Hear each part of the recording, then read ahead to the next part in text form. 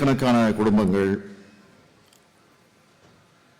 இன்றைக்கு இந்த இயக்கத்திற்காக உழைத்துக் கொண்டிருக்கிறது, பணியாற்றிக் கொண்டிருக்கிறது, பாடுபட்டுக் கொண்டிருக்கிறது.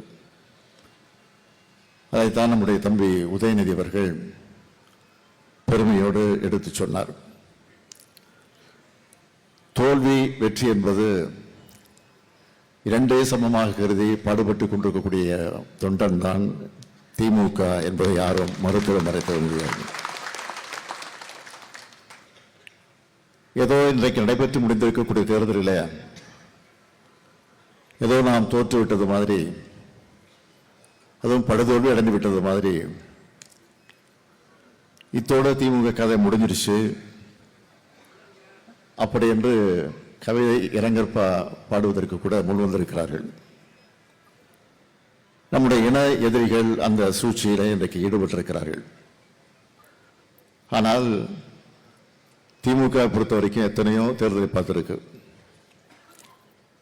1949 தொடங்கிய நம்முடைய கழகம் தொடர்ந்து 52 நடைபெற்ற தேர்தலாக இருந்தாலும் சரி, 57 நடைபெற்ற தேர்தலாக இருந்தாலும் சரி, 62 நடைபெற்றிருக்கக்கூடிய தேர்தலாக இருந்தாலும் சரி, அதற்கு பிறகு 67 நடைபெற்றிருக்கக்கூடிய தேர்தலாக இருந்தாலும் சரி, 71 இப்படி தொடர்ந்து நடைபெற்றக்கூடிய தேர்தல்களில் பல வெற்றிகளை கண்டதுண்டு, பல தோல்விகளையும் நாம் சந்தித்திருக்கிறோம்.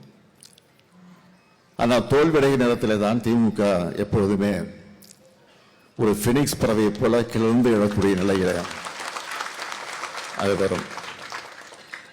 இங்கே கூட பேசியவர்கள் எல்லாம் ஏதோ ஒரு சோகத்தில் இருப்பது போல நான் பார்க்கிறேன். நாங்கள் மட்டும் இல்லை, இந்த மேடையில் இருக்கக்கூடிய மட்டும் இல்லை, எதிரில் இருக்கக்கூடிய கூட இங்கே சோகமாக உட்கார்ந்து காட்சி பார்க்கிறேன். நாம் சோகப்பட இருக்க வேண்டிய அவசியமும் இல்லை. நாம் தான் இன்றைக்கு ஆட்சியில் இருக்கிறோம். நம்முடைய திட்டங்களை பற்றி நான் சொல்ல வேண்டிய அவசியம் இல்லை.